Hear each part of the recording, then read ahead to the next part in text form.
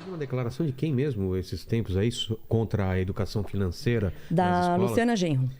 Qual que era o argumento dela? Ela disse que o pobre, ele é pobre porque não tem dinheiro e não é a educação financeira que vai mudar isso. Sendo que educação financeira é muito mais do que sobre você manejar o seu recurso que você tem na hora de pagar suas contas. É você não cair em golpe, é você conseguir pagar, procurar às vezes até no sentido de você ir buscar uma segunda renda, como manejar isso, como se seu dinheiro está parado lá no banco. Você começou a ganhar um dinheirinho, você é Uber, por exemplo. Você começou a ganhar um dinheiro, entrou dinheiro lá no banco, o gerente foi lá e te vendeu uma capitalização. Essas coisas que você precisa entender para maximizar os teus ganhos, minimizar o mais possível as tuas perdas e fazer esse dinheiro trabalhar para você. Então, tem vários pontos de vista que você tem que analisar dentro da educação financeira. É você saber fazer uma conta. Então, mas eu não entendo qual parte ruim de uma educação financeira. Não tem parte ruim, não tem. Mas, assim, existe dentro desse... Parece que alguns políticos querem realmente que os pobres fiquem pobres. Eles não querem que... Mas, assim, a manutenção dos pobres é extremamente importante para uma parcela dos políticos na América Latina, principalmente, que é uma casa de populismo, né? E quando você analisa a história da Argentina, da Venezuela, do Brasil, tem muitas similaridades. Bolívia. Muito golpe de Estado em cima de golpe de Estado. Os militares também sendo no sentido de serem mais progressistas, não do ponto de vista social, mas econômico. Então, eles fazendo desenvolvimentismo, né? Keynesianismo, que é achar que o Estado é que tem que pôr dinheiro e aí sim você vai conseguir desenvolver a economia. Os militares no Brasil entregaram o governo na redemocratização com uma inflação altíssima. E daí veio a redemocratização, entrou o Sarney, que era a época que a gente estava discutindo lá no começo do podcast, e começou a fazer coisas piores ainda. Então, congelamento de preços e um monte de absurdos na economia, né? Que é uma escola heterodoxa. Os ministros da economia da época, o plano Bresser...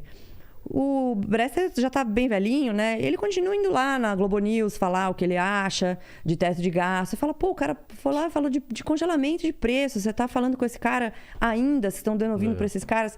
Então, essas similaridades, elas acabam nos dando de novo um norte para o que a gente não deveria fazer.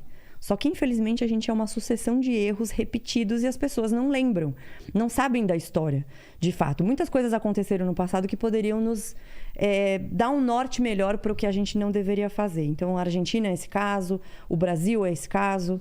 O que o Fernando Henrique fez naquela época que mudou a hiperinflação? Na verdade, foi o governo Itamar Franco, né? Que tinha saído por causa do Collor, do impeachment do Collor. E aí você vê, Brasil é muito doido, né? O Collor tá aí no Senado e beleza, e tá tudo certo. E o Itamar trouxe o Fernando Henrique para ministro da Fazenda e ele trouxe um time, Gustavo Franco, Pércio Arda, Edmar Baixa e tal. E eles formaram um plano real que foi uma revolução no bom sentido no Brasil na questão monetária. Então, isso foi muito importante para a redução da inflação naquela época, só que ele não veio sozinho. A reforma monetária veio junto com o que a gente chama de tripé macroeconômico. Então, você tem uma geração de superávit, você tem um câmbio favorável, você tem balança comercial favorável. Então, essas coisas fizeram com que o Brasil começasse a ter uma trajetória um pouco melhor. Porque antes do Plano Real, era tipo putaria, assim. Coisas bizarras que aconteciam, empréstimo de bancos públicos para a União, aí veio a lei de responsabilidade fiscal com o Fernando Henrique também. Então, nesse sentido, foi muito bom. Mas isso acontecia por quê? Porque era uma putaria mesmo. Não tinha regras e... Não, era uma coisa completamente alheia, né? Então, vieram essas regras novas, a gente passou por uma hiperinflação de você ir no mercado e etiquetadora... E meu pai recebia o salário, a minha mãe estava na mesma hora, ela já estava no supermercado, porque eu lembro das caixas, pegou né? O dinheiro, já tinha que comprar, tipo, estoque de leite, assim, comprava e tal. E agora você vê, a Venezuela não, a Argentina está com inflação de 60% em 12 meses. Imagina você perder o teu poder de compra em 60% em apenas um ano.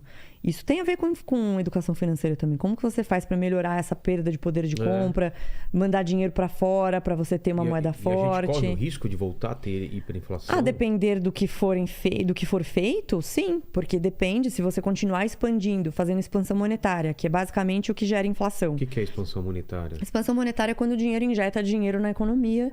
Então, ele imprime dinheiro, de forma grosseira, como a gente fala, impressão de dinheiro. E aí, na pandemia, Lula, Henrique Meirelles e várias outras pessoas falando que podia imprimir dinheiro à vontade, que não geraria inflação. E aí, agora que gerou inflação, tá todo mundo reclamando dos preços altos. Sim, nós avisamos que isso ia acontecer.